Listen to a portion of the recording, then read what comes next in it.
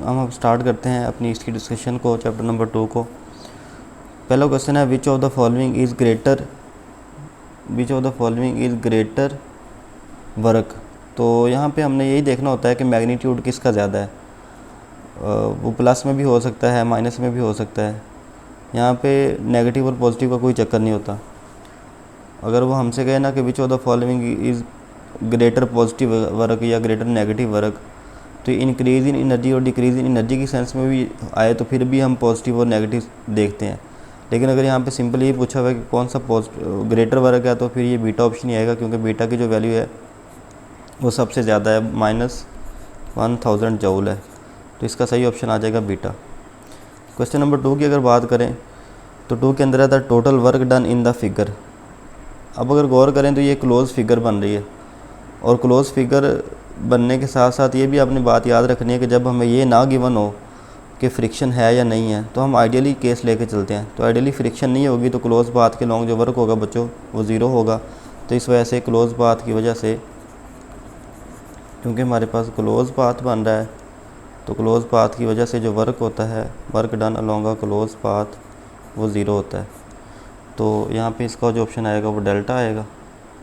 Delta option right होगा। आगे बढ़ते हैं क्वेश्चन नंबर 3 की तरफ। तो क्वेश्चन नंबर 3 पे देखें। 3 में है फोर्स कितनी दी हुई है। फोर्स दी हुई हमें 2I + J। ये है मेरे पास फोर्स की वैल्यू है, 2I कैप + J कैप। अब अगर हमने फाइंड करना है डिस्प्लेसमेंट के लिए हमें 2 पॉइंट दिए हुए हैं। पहला जो पॉइंट है वो 6,5 है, मैं लिख लेता हूँ यहाँ पे 6,5। और दूसरा जो पॉइंट है बच्चों वो है 2 और 3। असल में पहला पॉइंट 2, 3 है और दूसरा 6,5 है। तो क्योंकि हमने फाइनल में से इनिशियल करना है, तो 6 में से 2 माइनस करेंगे तो 4 आएगा। 4I + 5 3s are 8, 5 - 3 2J आ जाएगा। अब हमारे पास इस तरह दोनों पॉइंट को माइनस करके आ गया ये आंसर। तो हम क्या करेंगे, 4 को 2 से मल्टीप्लाई करेंगे, आई कैप को I से मल्टीप्लाई करते होते हैं। 4 2s are 8 + 2 1s are 2, तो 8 + 2 आंसर आ जाएगा 10 जूल। तो 10 जूल हमारा आंसर होगा, सही ऑप्शन। तो हमारा जो सही ऑप्शन होगा वो होगा 10 जूल प्लस का 10, चार्ली ऑप्शन। क्वेश्चन नंबर 4 में अब देखते हैं कि हमें क्या स्टेटमेंट गिवन है जी। क्वेश्चन नंबर 4 में हमें गिवन है, इसको मैं इरेज कर देता हूँ डिस्कशन को जी। क्वेश्चन नंबर 4 में है a cyclist comes to skidding stop in 10 meter. During this process the opposing force on the cycle due to the road is 200 newton. How much work done the road on the road do on the cycle. How much work done the road do on the cycle, यानी कि वो road ने जो work किया है cycle के ऊपर वो पूछ रहा है। यहाँ थोड़ा सा मुझे लगता है टाइपिंग मिस्टेक है, यानी कि work done due to friction ही पूछ रहा है। तो अब हम कैलकुलेट करते हैं इसका वर्क। तो MCQ नंबर 4 है, इसका वर्क हम कैलकुलेट करते हैं। हमें जो फोर्स दी गई है बच्चों वो कितनी दी गई है जी। फोर्स है हमारे पास 200 न्यूटन, और जो डिस्प्लेसमेंट है वो कितना है 10 मीटर। तो 200 को जब हम 10 से मल्टीप्लाई करेंगे तो क्या आएगा, 2000 जूल आ जाएगा। FD ही यहाँ पे लगाएंगे, तो 2000 जूल वाला जो हमारे पास आंसर है वो राइट होगा।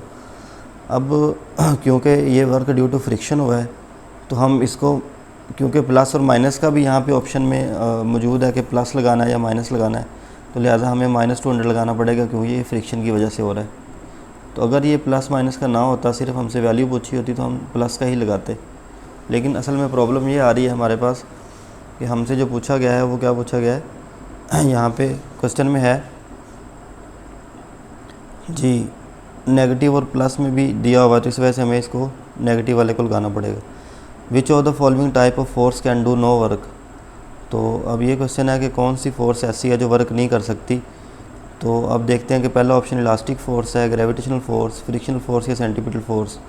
तो बच्चों हमें ये पता है कि सेंटीपिटल फ़ोर्स वर्क नहीं करती, क्योंकि सेंटीपिटल फ़ोर्स के अंदर जो एंगल होता है वो कितना बन रहा होता है, 90 डिग्री बन रहा होता है। तो क्वेश्चन नंबर 5 में अगर देखें तो सेंटीपिटल फ़ोर्स में यहाँ पे हमारे पास अगर कोई बॉडी सर्कुलर पाथ में मूव करती है तो डिस्प्लेसमेंट की डायरेक्शन अलॉन्ग द टेंजेंट होती है, और जो सेंटीपिटल फ़ोर्स होती है उसकी direction toward the centre of the circle होती है। तो इन दोनों में जो एंगल बनता है वो 90 डिग्री बनता है। तो इस 90 डिग्री एंगल बनने की वजह से हम ये कहते हैं कि सेंटीपिटल फ़ोर्स वर्क नहीं करती।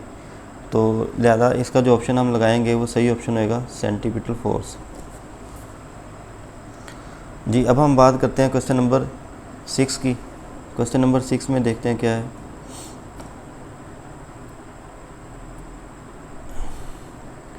ये क्वेश्चन नंबर 6 में है,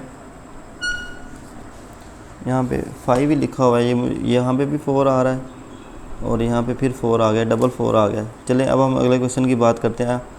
100 kilogram man run up a hill through a height of 4 meter in 2 seconds, through height of 4 meter in 2 second, how much work done do against the gravitational force. उसने gravitational force के against कितना work किया है। तो gravitational force का जो work होता है उसको कैलकुलेट करने के लिए हम कौन सा फार्मूला लगाते हैं।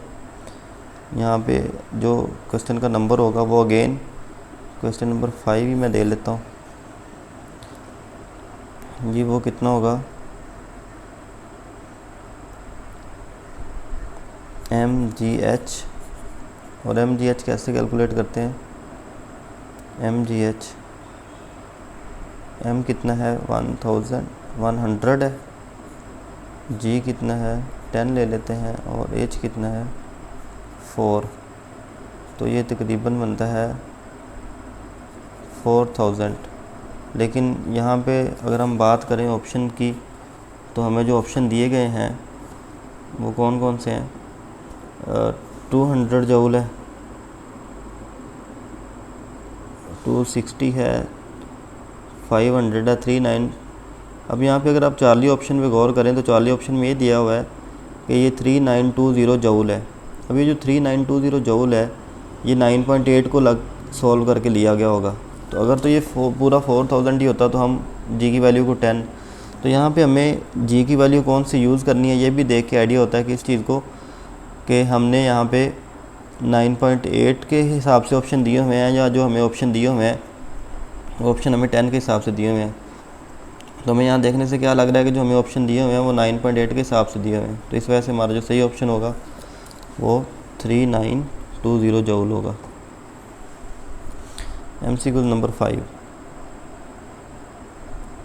जी। MCQ नंबर 5 पे अगर हम बात करें,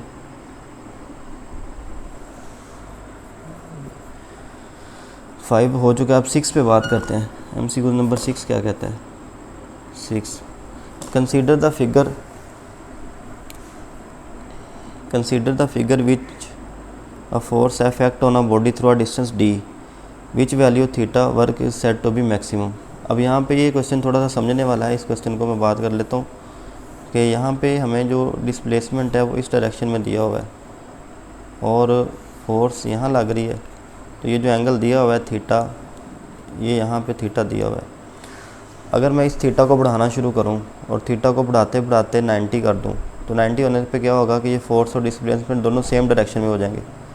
तो जब फोर्स और डिस्प्लेसमेंट दोनों सेम डायरेक्शन में होंगे थीटा 90 होने की वजह से, तो हम क्या कह सकते हैं कि वर्क मैक्सिमम हो जाएगा।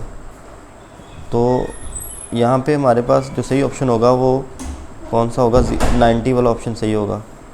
अब हम ये कहते हैं, बाकी ऑप्शन को 1 बाय 1 डिस्कस करते हैं। अगर मैं थीटा ज़ीरो करता ए ऑप्शन के मुताबिक, अगर थीटा ज़ीरो करता तो ये थीटा कम होते होते अपवर्ड चला जाना था।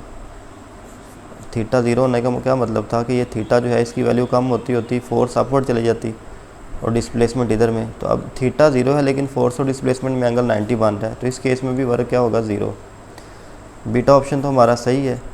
अब हम चार्ली ऑप्शन की बात करते हैं। चार्ली में क्या लिखा हुआ है कि 180 डिग्री है।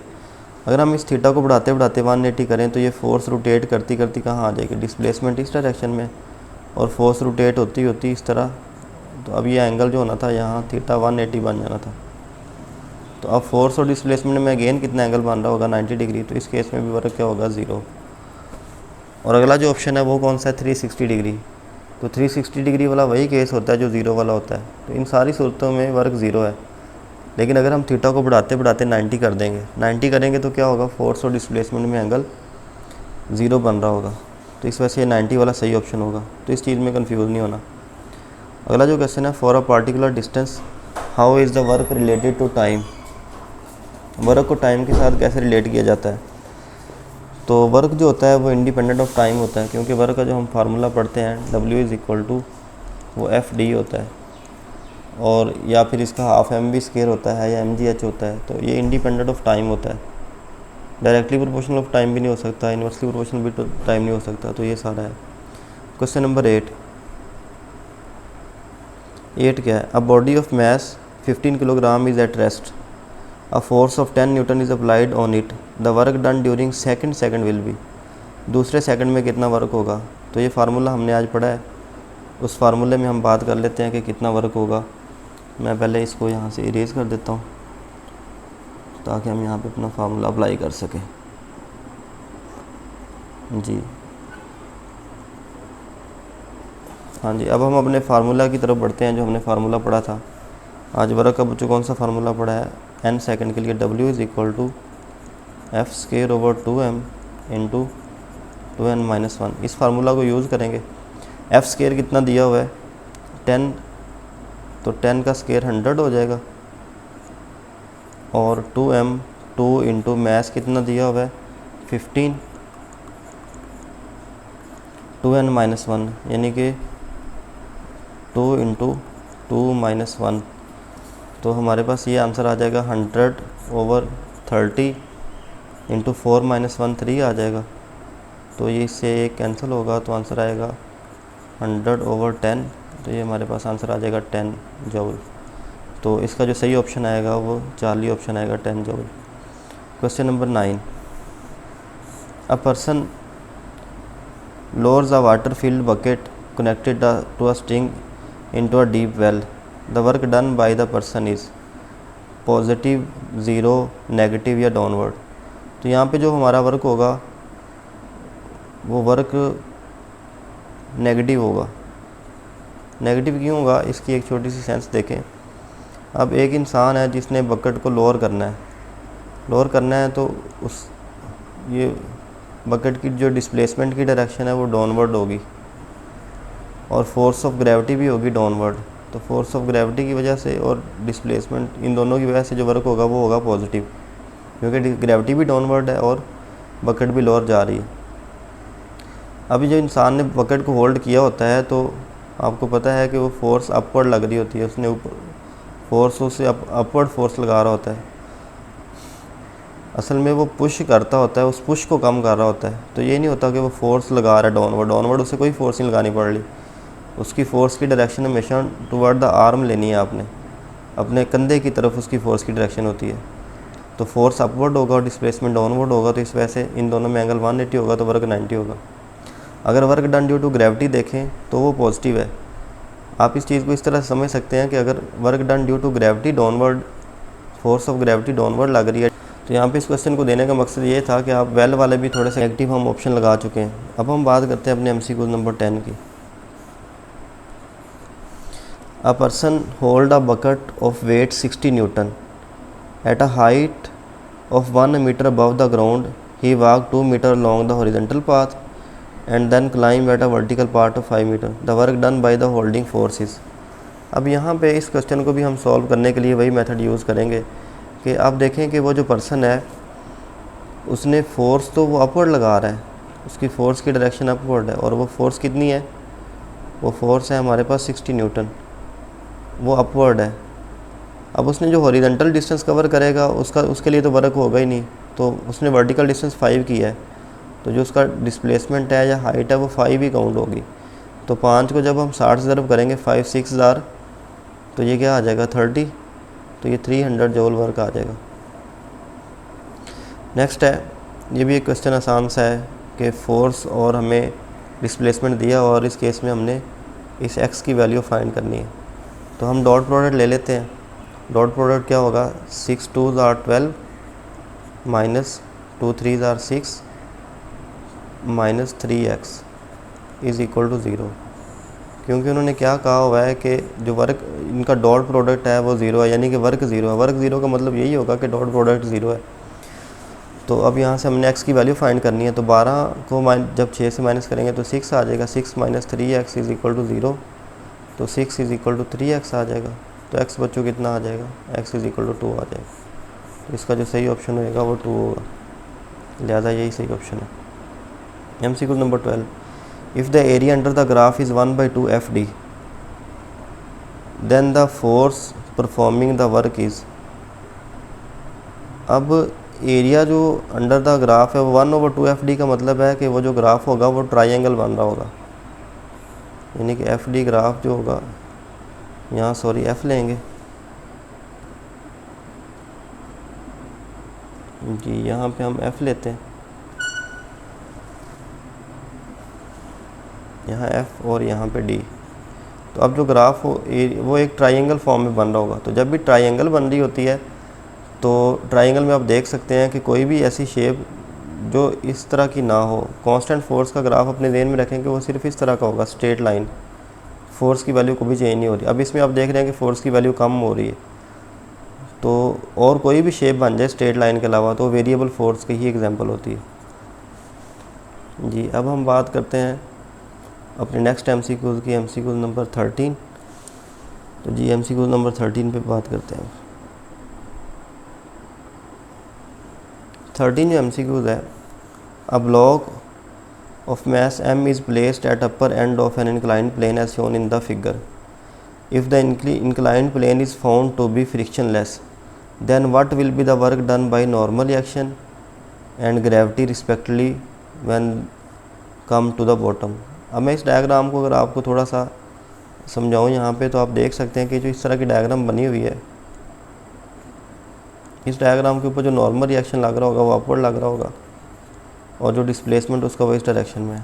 तो पहली बात तो ये याद रखें कि नॉर्मल रिएक्शन की वजह से जो वर्क है वो नहीं होगा। तो नॉर्मल रिएक्शन की वजह से जो वर्क होगा वो 0 होगा। अब 0 वाले तीनों ऑप्शन है, ये भी है, ये भी है, ये भी है। अब अगली बात, ग्रेविटी का कौन सा कंपोनेंट है जो वर्क करवा रहा होगा। mg अगर इधर को लग रहा है तो mg का ये वाला जो कंपोनेंट होगा ये mg cos थीटा होगा। इसकी वजह से वर्क नहीं होगा क्योंकि नॉर्मल बैलेंस कर रहा है। तो वर्क जो हो रहा होगा वो बच्चों किसकी वजह से हो रहा होगा, mg साइन थीटा की वजह से हो रहा होगा। तो यहाँ पे हमारा जो सही ऑप्शन होगा वो बीटा होगा। नेक्स्ट है MCQ number 14, initially 4 identical uniform block each of mass m and thickness h are spread on a table, how much work is done. ये फार्मूला वही है कि स्टैक करने वाला, 1 on 2 इन, तो एक को हमने स्टैक करना है बाकियों के ऊपर। तो फार्मूला क्या था, n × n - 1/2 × mgh। तो यहाँ पे जब हम वैल्यू पुट करेंगे तो ये कितना आ जाएगा, हमें n कितना दिया हुआ है 4 है ना, तो 4 × 4 - 1 3 आ जाएगा, 4 3 12/2 6 आ जाएगा। तो 6 mgh वाला ऑप्शन डेल्टा होगा जी। नेक्स्ट है, अब हम कुछ बात कर लेते हैं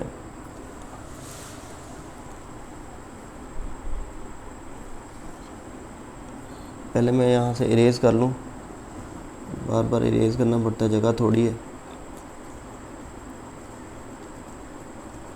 जी। आगे है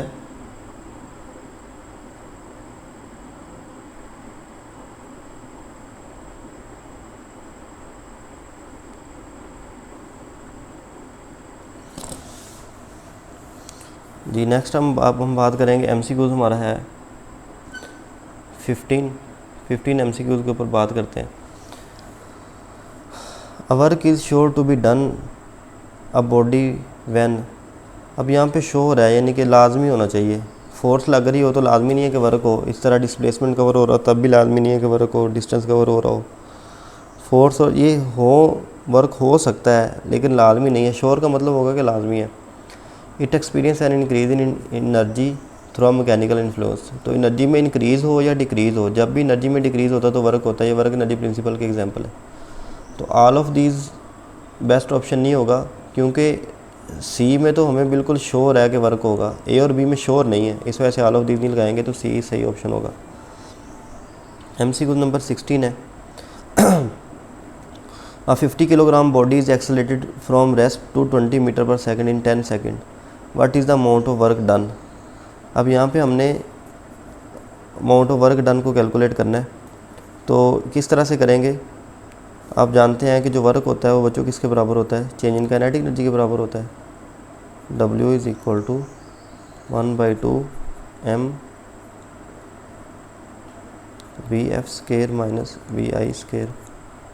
तो 1/2 वैसे आ जाएगा, मैस कितना है 50 किलोग्राम है, VF का स्केयर, उसकी जो फाइनल वेलोसिटी है वो 20 का स्केयर है, तो 2 का स्केयर 4 होता है और 0 का स्केयर 2 0, और ये आ जाएगा, अभी इसको ऐसे ही लिख लेते हैं, ये 50 आ जाएगा, ये 2 से ये कैंसिल होगा, 200 हो जाएगा, 50 इंटू 200। तो जब हम 50 को 200 से मल्टीप्लाई करेंगे 5 2 10 होता है, और ये 3 0 साथ लगाएंगे तो हमारे पास जो आंसर आ रहा है वो 10,000 जूल आ रहा है। तो यही सही ऑप्शन होगा। ओके, अब है क्वेश्चन नंबर 17 को हम डिस्कस करते हैं। 17 में देखते हैं क्या है। A long spring when stretched by a distance x has potential energy value v. On increasing the stretching to nx, the potential energy of the spring will be. अब इलास्टिक पोटेंशियल एनर्जी जो होती है वो हमें पता है कि जो हमारे पास इलास्टिक पोटेंशियल एनर्जी का फार्मूला है 1/2 kx स्केयर होता है। इसका मतलब जो एनर्जी है वो directly proportional to X square है। अब हमें गिवन क्या है? गिवन ये है क्वेश्चन के अंदर कि x जो है वो उसको क्या कर दिया गया, 4x कर दिया गया, नहीं उसको nx कर दिया गया, सॉरी x को कितना कर दिया गया है, nx। तो जब x को nx कर दिया गया है तो इसका मतलब है कि हम nx का स्केयर लेंगे इस फार्मूला के अकॉर्डिंग। x को nx किया ना तो nx का स्केयर क्या होगा, n स्केयर x स्केयर होगा। x स्केयर तो उसकी असल वैल्यू है, तो आंसर क्या आ जाएगा, n स्केयर टाइम्स e आ जाएगा। तो यहाँ पे n स्केयर ही आएगा आंसर इसका। Question number 18, a 1.75 meter heighted weighted lifter raise weight 50 kilogram to height 0.5 meter above the head. How much work is done? तो टोटल हाइट हमने देखनी है। यहाँ पे जो वेटर था उसने क्या किया है, उस वेट को लिफ्ट किया है कितनी मीटर हाइट तक, ये जो है ये 0.5 मीटर है, और उसका जो अपनी हाइट थी वो कितनी है,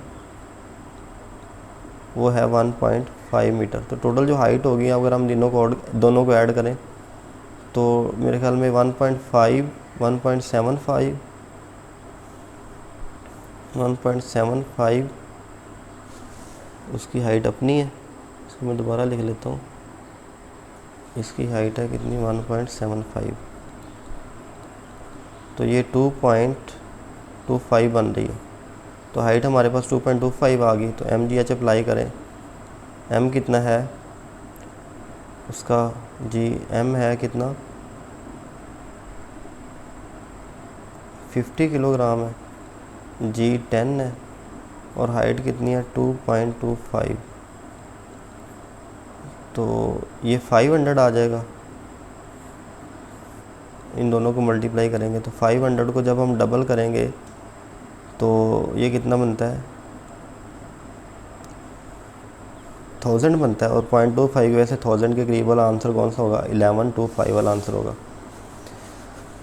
if velocity is double then, अब ये जो MCQs है इसको देखते हैं कि इसमें क्या कहा जा रहा है। अगर वेलोसिटी को डबल किया जाए तो क्या होगा, if velocity is double then क्या होगा। अब देखते हैं कि मोमेंटम इंक्रीज़ 4 टाइम, नहीं, मोमेंटम का जो फार्मूला होता है P = mv होता है, और जो काइनेटिक एनर्जी का फार्मूला होता है 1/2 mv स्क्वायर होता है। अगर हम वेलोसिटी को डबल करते हैं तो मोमेंटम 4 टाइम नहीं होगा, मोमेंटम इंक्रीज़ 2 टाइम, ये बात ठीक है, लेकिन काइनेटिक एनर्जी कांस्टेंट नहीं रहेगी। अगले में दोनों कांस्टेंट है, चौथे ऑप्शन में मोमेंटम 2 टाइम्स होगा और काइनेटिक एनर्जी 4 टाइम्स होगी। तो वाकई वेलोसिटी को बढ़ाने से मोमेंटम 2 टाइम्स होता है और काइनेटिक एनर्जी 4 टाइम्स होती है, तो इसका ऑप्शन डेल्टा आएगा। आगे है when 5 times momentum of a body is equal to the kinetic energy of the same body then its velocity is equal to. अब हमें क्वेश्चन में क्या गिवन है कि 5 टाइम्स मोमेंटम, यानी कि 5 mv बराबर है किसके, kinetic energy of the same body 1/2 mv² के, तो ये m से m कैंसिल होगा, यहाँ से एक वेलोसिटी से एक ये वेलोसिटी कैंसिल हो जाएगी, तो 5 2 10 आ जाएगा। और इधर क्या आ जाएगा वेलोसिटी, तो वेलोसिटी का आंसर क्या आ जाएगा 10। तो यहाँ पे जो हमारे पास ऑप्शन आएगा वो 10 आएगा। नेक्स्ट है कि अगला हमारा जो क्वेश्चन है क्वेश्चन नंबर 21 को देख लेते हैं क्या है जी। 21 नंबर क्वेश्चन देखते हैं।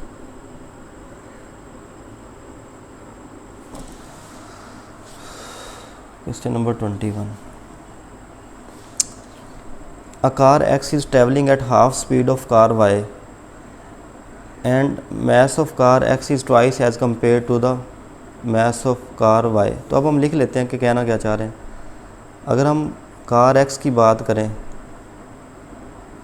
तो इसका जो मैस है ट्रैवलिंग एट हाफ स्पीड, यानी कि ये मूव कर रही है v/2 से, और दूसरी जो कार X की इन्होंने बात की है उसका जो मैस है वो ट्वाइस है दूसरी कार से Y से। तो अब हम इस कार की अगर हम देखें, यहाँ पे बात हो रही है काइनेटिक एनर्जी के बारे में, तो कार X की जो काइनेटिक एनर्जी होगी वो कितनी होगी 1/2 m की जगह पे 2m आएगा और वेलोसिटी की जगह पे v/2 का स्क्वायर। तो ये आ जाएगा 2 से 2 कैंसिल होने के बाद mv²/4 आ जाएगा। और दूसरी जो कार Y है उसकी वैल्यू को फिर हम 1 मानेंगे ना, क्योंकि उसके कंपैरिजन से हमने इसे हाफ और इसे डबल का है, तो उसकी वैल्यू को m और v ही मानेंगे।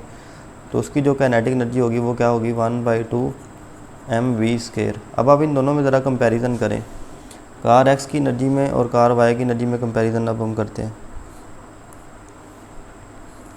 ये है 1/4 और ये है 1/2, तो इन दोनों को जब हम डिवाइड करेंगे तो क्या आ जाएगा, जो कार X है उसके पास आधी एनर्जी है किसके मुकाबले में, कार Y के मुकाबले में।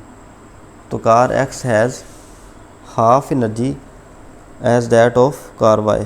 तो इसका सही ऑप्शन कौन सा बनेगा, अल्फा ऑप्शन ही सही बनेगा। If the momentum of a body decrease by 20% the percentage decrease in kinetic energy will be. अब इस क्वेश्चन को हमने पिछले चैप्टर में भी पढ़ा है, इसको मैं अगेन आपके सामने एक दफ़ा सॉल्व कर देता हूँ ताकि आपके जहन में ये कन्फर्म और पक्का बैठ जाए कि ये कैसे करते हैं। तो इस क्वेश्चन के आने के चांस भी थोड़े से ज़्यादा होते हैं। मैं सॉल्व करता हूँ इसको। हमारे पास जो फार्मूला होता है kinetic energy is equal to वो होता है p²/2m। अब वो क्या कह रहे हैं कि जो मोमेंटम है उसे डिक्रीज़ किया गया कितना 2%। तो मोमेंटम माइनस हम जब हम 20% करेंगे ऑफ p तो ये हो जाएगा p - 0.2p, तो ये 0.8p आ जाएगा। अब यहाँ पे जो हमारे पास नया मोमेंटम आया वो 0.8p आ गया है। इस 0.8p का जब हम स्केयर लेंगे तो 0.8 का स्केयर क्या होएगा, 8 का स्केयर 64 होता है, तो 0.8 का स्केयर 6.4 होगा, 0.64 होगा, 0.64। अब हम देखते हैं कि काइनेटिक एनर्जी में कितना चेंज आएगा। ओरिजिनल काइनेटिक एनर्जी को अगर हम 1 माने तो 0.64 को हम लिख सकते हैं 1 - 0.36, तभी तो हमारे पास आंसर क्या आएगा 0.64 आएगा, क्योंकि असल आंसर हमने 0.64 ही लेके आना होता है। तो असल वैल्यू को तो हम 1 नहीं मानेंगे ना काइनेटिक एनर्जी की, तो 1 में से 0.36 को माइनस करेंगे तभी 0.64 आता है। तो हमारा जो सही ऑप्शन होगा वो 36% आएगा। मैं इसको थोड़ा सा आपको इंक्रीज़ के फॉर्म में भी समझा देता हूँ ताकि कंपैरिजन हो जाए कि इंक्रीज़ में क्या होता है। इंक्रीज़ में क्या होता है कि ये होना था p + 0.2p होना था, तो ये होना था 1.2p। अब इंक्रीजिंग जो एनर्जी होनी थी वो कितनी होनी थी, 1.2 का स्केयर जो होना था 1.44 होना था। तो इस वजह से यहाँ पे हमारे पास जो इंक्रीज़ आना था वो 1 + 0.44 आना था। तो तब हमारे पास इंक्रीज़ वाला केस होता तो 44% वाला ऑप्शन सही होना था। इंक्रीज़ में जब होता है तो असल में ये देखें, इस इक्वेशन को सॉल्व करने के बाद हमारा आंसर ये बनना चाहिए, 1.44 है तो 1 + 0.44 होगा। अब इस इक्वेशन को भी सॉल्व करने के बाद हमारा आंसर यही बनना चाहिए, ये वाला। तो 0.64 है तो वो कैसे आएगा 1 - 0.36 करके, तो 1 प्लस के बाद जो जवाब होता है वो भी हमारा आंसर है और 1 माइनस के बाद जो जवाब होता है वही आंसर है। तो इस चीज़ की थोड़ी सी आप प्रैक्टिस करेंगे तो ये हो जाएगा। नेक्स्ट है question number 23। Two bodies with kinetic energies in the ratio of 4:1 are moving with equal linear momentum, the ratio of their mass is. अब मैं चाहूँगा कि साहब जी को उसका खुद सॉल्व करें, 1 मिनट का टाइम है, उसके बाद मैं आपको इसका सलूशन देता हूँ।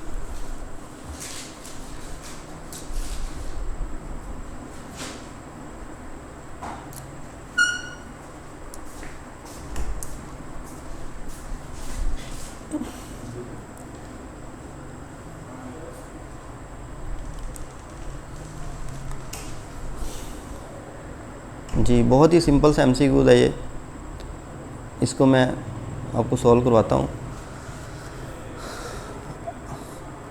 To bodies with kinetic energies in the ratio of 4:1 with equal linear momentum, the ratio of there message will be. अब हमने जो अपना फार्मूला लिखना है वो किस अंदाज में लिखना है, आपको नज़र आ रहा है इस फार्मूला में क्या क्या चीज़ें हैं। एक तो हमें फार्मूला में काइनेटिक एनर्जी को रखना है, मोमेंटम को और मैस को रखना है। तो वो फार्मूला क्या होता है, अभी ऊपर लिखो, kinetic energy is equal to P²/2m होता है। अब आप देखिएगा, जो काइनेटिक एनर्जी है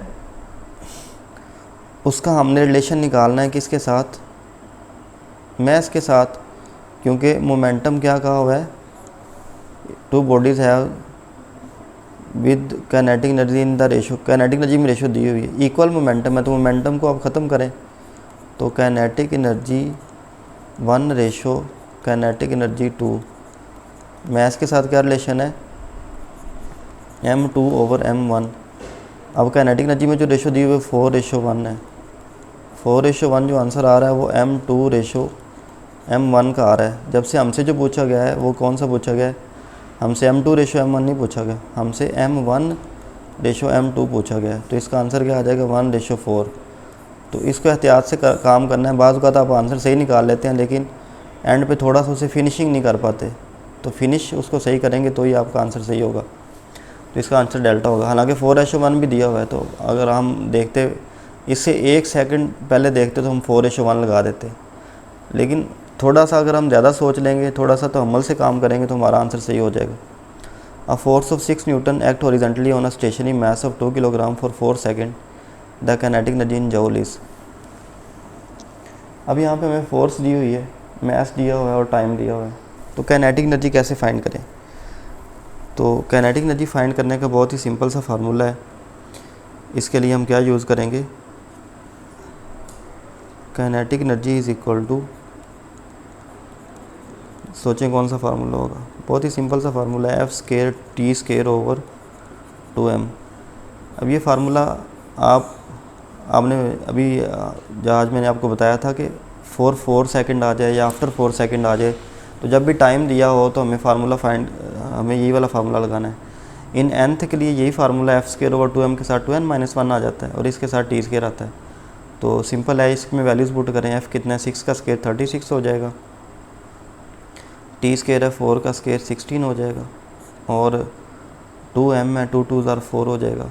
तो 4 4 ज़ार 16, 36 को 4 से मल्टीप्लाई करेंगे तो ये कितना आ जाएगा, 24, 2 कैरी आ जाएगा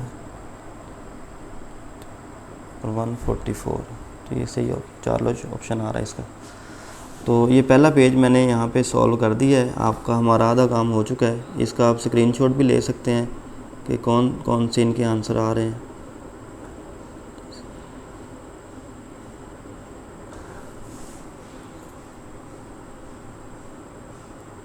जी ये देख सकते हैं इसके क्या आंसर कौन से हैं, मैंने इसको तसल्ली के साथ सारा आपके सामने एक्सप्लेन कर दिया। अब हम बात करते हैं अपने नेक्स्ट पेज की तरफ, नेक्स्ट टॉपिक पे बढ़ते हैं। 1 बाई 1 इन MCQs को देखते हैं कि इसमें क्या है। MCQ नंबर 26, यहाँ पे डबल नंबरिंग आ रही है, 20, ये 15 और ये 26 है। अब हम इसको सॉल्व करते हैं। इस नंबरिंग को आप इग्नोर करेंगे। 2 object of different message falling freely from the same height above the earth surface will experience the same. अब 2 ऑब्जेक्ट हैं, उनके मैसेज डिफरेंट हैं, falling freely from the same height above the surface of earth will experience the same. अब वो क्या same experience करेंगे, change in momentum per unit time. अब ये बात याद रखें कि जब भी फ्रीली फॉल होता है ना, तो आप ये सेंटेंस लिख लिया करें एक दफ़ा, आपको ज़्यादातर जवाब इसी में से मिल जाएगा। तो इसमें एक्सेलरेशन कांस्टेंट है, तो क्या अब सारे ऑप्शन को पढ़ते हैं क्या क्या ऑप्शन है। Change in momentum per unit time, decrease in gravitational potential energy per unit time, change in velocity per unit time same रहेगा, मतलब एक्सेलरेशन उसका सेम रहेगा, तो इसका चार्ली ऑप्शन आएगा। The product of pressure and volume has a same SI base unit as, pressure and volume, तो pressure के जो यूनिट होते हैं, प्रेशर के मैं यहाँ सॉल्व करता हूँ। प्रेशर होता है फोर्स पर यूनिट एरिया, और फोर्स के जो बेस यूनिट होते हैं किलोग्राम मीटर पर सेकंड स्क्वायर है, और एरिया के मीटर स्क्वायर हैं। तो प्रेशर के यूनिट क्या बनेंगे, किलोग्राम पर मीटर पर सेकंड स्क्वायर, और वॉल्यूम के होते हैं मीटर क्यूब। तो इनको जब हम मल्टीप्लाई करेंगे तो क्या बन जाएगा, किलोग्राम मीटर स्क्वायर पर सेकंड स्क्वायर। तो ये जो यूनिट है ये हमें जानते हैं कि बेस यूनिट किसके होते हैं, एनर्जी के, तो इसका सही ऑप्शन एनर्जी होगा। Energy is the right option. आगे टू स्फीयर्स,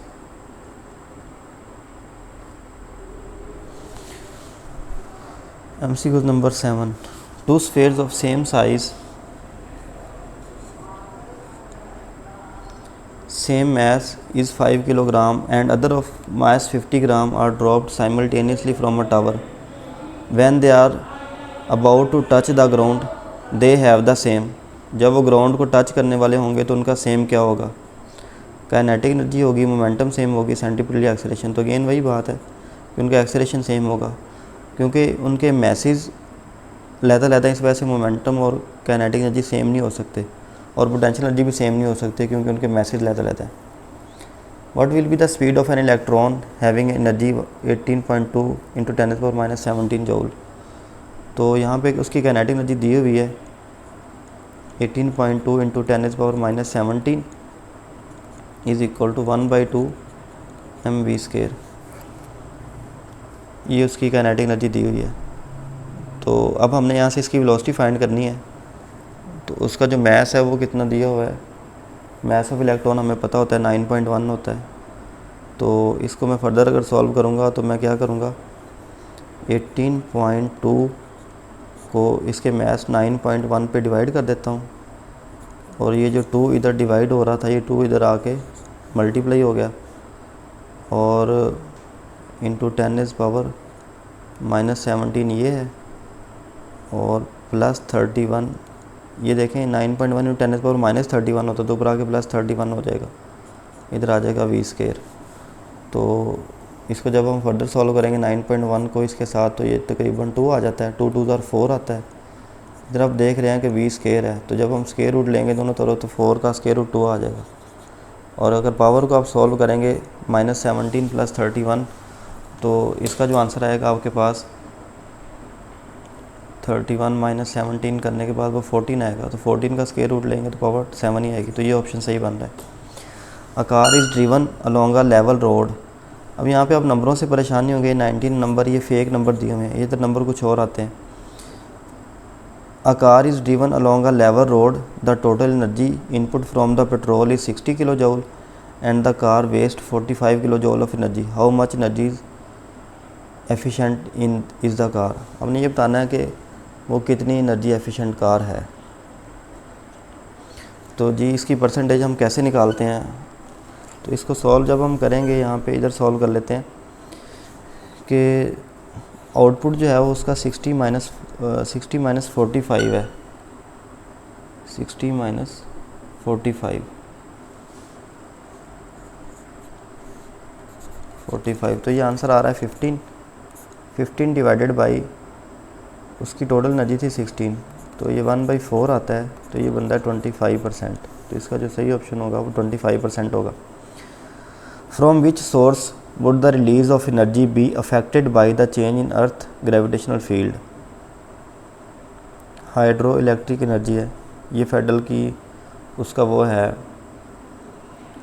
साइड बॉक्स है। The amount of work done in the amount of work done in is moving a body at certain point in a gravitational field at a position of zero potential such that, तो ये absolute potential energy की definition इसको आप देख लेंगे। If a certain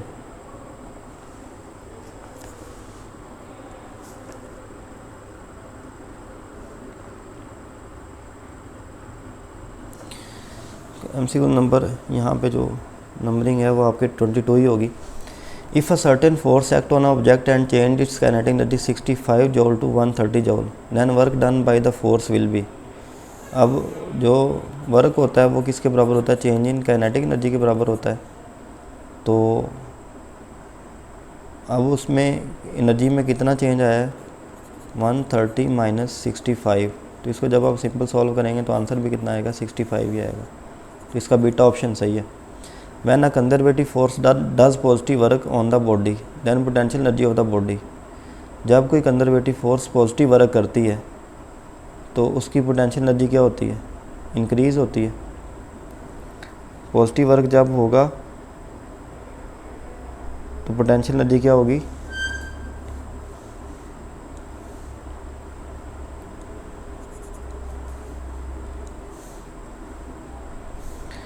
When a conservative force does positive work then the body has potential energy जो होगी body की वो डिक्रीज़ होती है। मिसाल के तौर पे हमारे पास जो कंजर्वेटिव फोर्स है वो ग्रेविटेशनल फोर्स है। ग्रेविटेशनल फोर्स जब वर्क करेगी पॉजिटिव वर्क तो इसका मतलब डिस्प्लेसमेंट भी डाउनवर्ड होगा और फोर्स भी डाउनवर्ड होगी, तभी तो पॉजिटिव वर्क होगा। अब जब डिस्प्लेसमेंट डाउनवर्ड होगा किसी ऑब्जेक्ट का, जब डिस्प्लेसमेंट डाउनवर्ड होगा और वो डाउनवर्ड मूव कर रही है, फोर्स भी डाउनवर्ड, डिस्प्लेसमेंट डाउन, तो उसकी एच कम हो रही होती है। जब एच कम हो रही होती है तो कम होने की वजह से हम क्या कहते हैं? उसकी पोटेंशियल एनर्जी डिक्रीज़ हो रही होगी। तो इसके वाइस वर्सा भी आप समझ सकते हैं कि अगर कंजर्वेटिव फोर्स नेगेटिव वर्क करेगी तो तब जो पोटेंशियल एनर्जी है वो इंक्रीज़ होती है। 24 for which of the following work done the increase in kinetic energy is maximum. अब जब काइनेटिक एनर्जी में इंक्रीज़ होगा तो आंसर पॉजिटिव में आएगा। इंक्रीज़ होगा इसका मतलब क्या होगा कि हमने फाइनल माइनस जब इनिशियल करनी है तो आंसर प्लस आ रहा है, तभी तो इंक्रीज़ होगा। अगर डिक्रीज़ हो रहा होगा तो फिर फाइनल भी कम होगी और इनिशियल उससे भी कम होगी, तब आंसर नेगेटिव आएगा। तो अब यहाँ पे नहीं देखना कि मैग्नीट्यूड किसका ज़्यादा है, मैग्नीट्यूड तो माइनस वाली का ज़्यादा है, लेकिन नेगेटिव तब यूज़ करना है जब डिक्रीज़ इन काइनेटिक एनर्जी होगी। अब मैं आपको थोड़ा सा MCQ नंबर 1 के ऊपर दोबारा लेके जाता हूँ। MCQ नंबर 1 के अंदर क्या था जी? MCQ नंबर 1 को ज़रा देखें गौर से। MCQ नंबर 1 में क्या था? विच of the following is greater value of work. Magnitude सिर्फ देखना है। अच्छा, अब यहाँ पे सिर्फ मैग्नीट्यूड पूछा तो हम नेगेटिव पॉजिटिव को इग्नोर करके जो सबसे बड़ा ऑप्शन है वो लगा देंगे। लेकिन अगर इंक्रीज़ इन पोटेंशियल एनर्जी होता है या डिक्रीज़ इन पोटेंशियल एनर्जी होता है, increase in kinetic energy, decrease in kinetic energy, तो फिर हम उसी हिसाब से उसे सॉल्व करेंगे कि हमसे क्या वो कहना चाहते हैं। कि अगर आपको पता है कि पोटेंशियल एनर्जी में, ये मैं थोड़ा सा आपको यहाँ पे हिंट भी दे देता हूँ कि इसको हमने कैसे याद रखना है जी। MCQ नंबर 24 में देखें, जब पोटेंशियल एनर्जी में इंक्रीज़ होता है तो वर्क पॉजिटिव होता है, या काइनेटिक एनर्जी में इंक्रीज़ होता है तब भी वर्क पॉजिटिव होता है, और जब भी डिक्रीज़ होगा पोटेंशियल एनर्जी में और काइनेटिक एनर्जी में तो वर्क क्या होगा? नेगेटिव होगा। तो इस हिसाब से इसे फिर सॉल्व करेंगे। MCQ number 25 velocity time graph of a particle of mass 2 kilogram moving in a straight line is shown in the figure, work done by all the force on the particle. अब यहाँ पे आपकी final velocity 20 है, sorry initial velocity 20 है, ये VI है और VF 0 है। तो आपको चेंज इन वेलोसिटी दिया हुआ है, तो फार्मूला कौन सा लगाएंगे? 1/2m VF square minus VI square. तो नेगेटिव तो आएगा ही आएगा क्योंकि फाइनल वेलोसिटी 0 है। ये फार्मूला बनेगा -1/2m VI का स्केयर। अब VI का स्केयर कितना है? वेलोसिटी कितनी दी हुई है? 20 का स्केयर 400 होगा। 400 को आप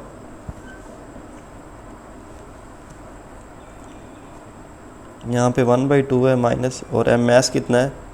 मैस है 2 किलोग्राम, तो 2 से 2 कैंसिल होगा तो आंसर आएगा आपका -400। अल्फा ऑप्शन सही आएगा। इग्नोरिंग जी, अगला जो क्वेश्चन है उसको देखते हैं क्या कह रहे हैं। Ignoring detail associated with the friction extra force is exerted by arm and leg muscles and other factor, we can consider a pole value at the conservation of athlete running kinetic energy of the gravitational potential energy। ये सारी चीज़ों का बताने का मकसद ये है कि आपने फ्रिक्शन को इग्नोर करना है, फ्रिक्शन जो है वो ज़ीरो है। अब देखते हैं सवाल क्या है। If athlete is lift a body 5 metre during a vault, what speed must he have when plants is pole. तो ये सिंपल सा क्वेश्चन है कि आपको हाइट दी हुई और वेलोसिटी फाइंड करनी है। तो v is equal to 2gh under root लगाएंगे, तो इससे देखते हैं क्या आंसर आता है। 2 कितना है हमारे पास, ये 10 और h कितना है 5, तो मेरे ख्याल में 100 बनेगा। 100 का जब हम स्क्वायर रूट लेंगे तो ये 10 आएगा। तो Charlie is the right option. Next हम चलते हैं वापस अपनी पहली स्लाइड की तरफ, जो हम क्वेश्चन कर रहे थे कौन से, ये तो हमारे सॉल्व हो चुके हैं और ये भी, ये लें 38। थोड़े से क्वेश्चन रह गए हैं, 12 क्वेश्चन रहते हैं, तो अमूल से बैठे सुनते रहें ताकि आपके सारे कंसेप्ट जो हैं वो क्लियर हों। 38, what is the speed of 2 kilogram metallic bob at mean position of a simple pendulum when leaves from its extreme position. Mass 2 kilogram है, मेटेलिक बॉब है। यहाँ पे एक डाटा थोड़ा सा मिसिंग है क्वेश्चन के अंदर, मेरे ख्याल में इसमें जो हाइट है ना वो 0.5 मीटर है, ये थोड़ी सी मिसिंग होगी, इस वजह से MCQ सॉल्व नहीं होगा। यानी कि जो सिंपल पेंडुलम है वो अपनी एक्सट्रीम पोजीशन से मीन पोजीशन पे जब आता है तो उसकी जो हाइट है वो कितनी है, 0.5 मीटर है। तो अब सवाल ये है कि आपने वेलोसिटी फाइंड करनी है। फार्मूला फिर वही है, 2gh under root 2 into 10 into h कितना है 0.5 अंडर रूट। तो इसको जब हम सॉल्व करेंगे 2 10 का 20 होगा, 20 इंटू 0.5 10 रह जाएगा। तो 9 का जो अंडर रूट होता है वो 3 होता है, तो 10 है तो 3 पॉइंट समथिंग होगा, 3.16। 12 ऑप्शन इसका सही बनेगा। If mass m is drop from a height h velocity vertically, F is the force of friction during downward motion and V is the velocity at the bottom, following would be। अब आप ये जानते हैं कि जब भी bottom पे आ रहा होता है उसकी डायरेक्शन ऑफ मोशन डाउनवर्ड होती है, तो उसके ऊपर यहाँ पे उसके पास हाईएस्ट पोटेंशियल एनर्जी होती है, और जब डाउनवर्ड फॉल करना मूव करता है फ्रिक्शन की मौजूदगी में, तो उसकी सारी की सारी पोटेंशियल एनर्जी का कुछ हिस्सा काइनेटिक बनता है और कुछ work done against the friction बनता है। तो उसकी जो सारी की सारी पोटेंशियल एनर्जी थी वो हाफ mv² प्लस FH, ये डोल्टा ऑप्शन बनेगी। ये ऑप्शन तब होगा, बच्चे इस ऑप्शन को तब लगाते हैं कि work done due to friction को नेगेटिव मान के। तो इसमें थोड़ा सा आपने समझना है इस चीज़ को कि जो टोटल है वो 100 जूल है, यहाँ पे 80 है और यहाँ 80 माइनस 20 आप कर बैठेंगे तो फिर वो तो 60 जवाब आ जाएगा। तो लेफ़्ट और राइट को बराबर रखना होता है। 6 kilogram block is released from rest 80 meter above the ground. When it has fallen 60 meter, its kinetic energy is। अब आप देखें कि उसने डिस्टेंस कवर कितना किया होगा। काइनेटिक एनर्जी का फार्मूला हमने क्या निकाला था, mg इंटू यहाँ पे क्या होता है distance covered by the body. अब कितना डिस्टेंस उसने कवर्ड किया है,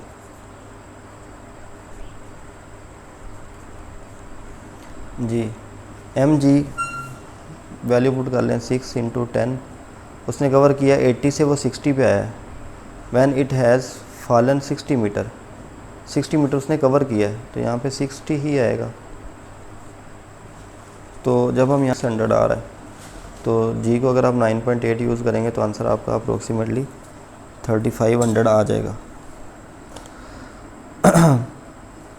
तो डिस्टेंस कवर्ड को जब आप सही समझेंगे ना तो फिर ही आप इस क्वेश्चन को सॉल्व कर पाएंगे। 80 मीटर अबव द ग्राउंड है, when it has fallen 60 metre, 60 metre fall किया है, या वो कहते हैं ना when it has 60 metre above the ground, तो तब हम 20 पुट करते हैं। तो बच्चे इसमें पुट करते वक्त थोड़ा सा एहतियात करना है। The food we eat in one day has the energy 0.33 litre, 1/3 लिखा हुआ है वहाँ पे बुक में, टेक्स्ट बुक में 0.33 आ जाएगा। नेक्स्ट है A ball of mass 10 kg is dropped from a height 8 meter. After rebound it come to the height of 6 meter. The percentage loss in potential energy। अब इस क्वेश्चन को जब हमने solve करना है तो लॉस फाइंड करना है ना, तो लॉस क्या होगा mg into H2 minus H1 over mg H2 आ जाएगा। टोटल हाइट उसकी कितनी थी, हम देख लेते हैं कि टोटल हाइट थी उसकी 8 मीटर। तो यहाँ पे आ जाएगा 8 माइनस 2, तो 2mg आ जाएगा। और यहाँ क्या आएगा जी, यहाँ क्या आ जाएगा mg इंटू 6 सॉरी 8 आ जाएगा, क्योंकि असल हाइट उसकी 8 थी। टोटल वैल्यू नीचे आती है, mg से mg कैंसिल होगा, तो ये 1/4 बचेगा। और 1/4 आने की वजह से इसका जो आंसर आ जाएगा वो 25% आ जाएगा, सही option. A ball of mass m is dropped from a height h above the ground. What is the velocity of the ball when it lost half of its initial potential energy? एक ball है जिसका mess m में drop किया गया height h से, तो what is the velocity of the ball when it lost half of its initial potential energy? Potential energy का half कर लेंगे, इधर आ जाएगा 1/2 mv²। 2 से 2 कैंसिल होगा, mgh is equal to mv², m से m कैंसिल होगा, v is equal to gh under root. तो यहाँ पे 2gh अंडर रूट नहीं आएगा, gh अंडर रूट आएगा। अब हमने रटा लगाया होता है कि अंडर रूट 2gh आता, तो हम अल्फ़ा ऑप्शन लगा देते, नहीं। सिचुएशन को स्टडी करेंगे, सिचुएशन के अकॉर्डिंग ये जवाब होगा। The consumption of energy in 60 watt bulb in 2 second, तो 60 को हम मल्टीप्लाई कर देंगे 2 से, तो 120 जूल आ जाएगा। एन ऑटोमोबाइल जी, an automobile is moving forward with uniform velocity due to force exerted by its engine. If that force is double with the velocity remaining constant, what happen to its total power. अब जो ये वाला question है, इसको हम solve करने के लिए क्या यूज़ कर सकते हैं। पावर का जो फार्मूला होता है, पावर इज़ इक्वल टू वो FV होता है। FV से अगर हम सॉल्व करें तो क्या हुआ है, उसने क्या कहना चाह रहे हैं, exerted by engine, that force को डबल करना है और वेलोसिटी को कांस्टेंट रखना है। वेलोसिटी को अगर हम कांस्टेंट रखेंगे, फोर्स को डबल करने से पावर भी डबल हो जाएगी। An engine pump out 40 kilogram of water in second. The water comes out of vertically upward with a velocity of 3 metre per second. The power of engine in kilowatt is, power of engine in kilowatt में find करनी है। Mess कितना है, 40 kilogram है।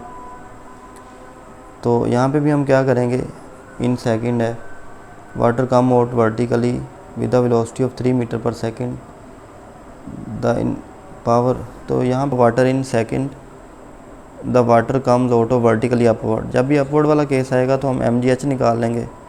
40 into जी कितनी है, 9.8,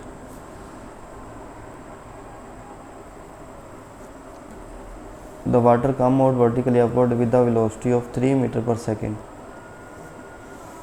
तो ये हमारे पास F बन चुका है ना, mv, ये m और ये हमारे पास क्या बन चुका है, F। इसको वेलोसिटी के साथ मल्टीप्लाई करेंगे, वेलोसिटी कितनी दी हुई है 3, तो इसको जब हम 3 से मल्टीप्लाई करेंगे तो ये कितना आएगा, इसको 10 मान लें तो ये बन जाएगा 400 मल्टीप्लाइड बाई 3, ये बन जाएगा 1200। तो 1.2 किलोवाट कह सकते हैं। देखिए हमें मैस गिवन था, मैस गिवन है और वेलोसिटी गिवन है, तो और वर्टिकली अपवर्ड का जिक्र है, तो मैस और जी को मल्टीप्लाई करेंगे, ये उसकी फोर्स बन जाएगी। और फोर्स को हमने क्या यूज़ कर लिया, फोर्स के साथ 3 को मल्टीप्लाई करेंगे तो ये 1200 आ जाए, 1.2 किलोवाट। न्यूटन मीटर पर सेकंड किसका यूनिट है, किलोवाट आवर का, वाट का, जूल सेकंड का, जूल पर सेकंड का। तो न्यूटन मीटर जो होता है वो जूल होता है और जूल पर सेकंड ये वाट बनता है। A particle of mass m accelerate uniformly, a particle of mass m accelerate uniformly from range की बात होती है, तो हम क्या करेंगे, accelerate from rest to speed v, तो हम क्या करेंगे 0 + v/2, एवरेज ऐसे लेते हैं। तो आंसर में क्या आएगा, इन t seconds. Power deliver find करनी है, तो फार्मूला होता है 1/2 mv², तो v² की जगह पे आ जाएगा v²/4 ओवर t। तो इसको अगर हम फर्दर सॉल्व करेंगे, तो ये क्या बन जाएगा 1/2 mv² ओवर टी, और नीचे क्या आ जाएगा 8 आ जाएगा। Average power deliver by the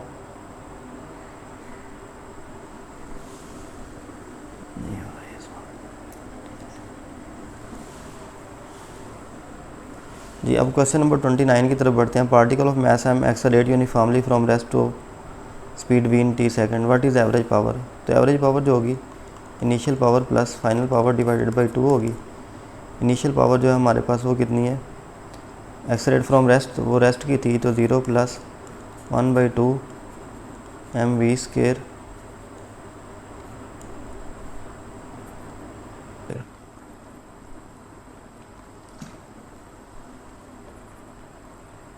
An electric motor of power 2 horsepower is installed in an industry unit. Its power is 2 horsepower है, तो 1 horsepower हमें पता है कितना होता है 746 वाट के बराबर होता है। तो 2 horsepower किसके बराबर होगा 2 × 746, तो 2 × 7 ये 14 होता है, तो 14 वाला जो आंसर होगा वो सही होगा 1492 वाला, क्योंकि 700 का जब हम डबल करेंगे तो 1400 समथिंग आएगा। तो ये है कैलकुलेशन बेस, कुछ न्यूमेरिकल इनको आपने देख लेना है। तो अब मैं इसको थोड़ा सा आपको पूरा पेज शो कर देता हूँ ताकि आप इस सारे की देख सकें कि आंसर क्या लगे हमें। ये पेज है, इसका स्क्रीनशॉट ले लें, तो यहाँ से भी आपको की पता चल जाएगी, और जो ऊपर वाला पेज है उसका भी मैं ऐसे दिखा देता हूँ ताकि सारा आप उसको की देख सकें।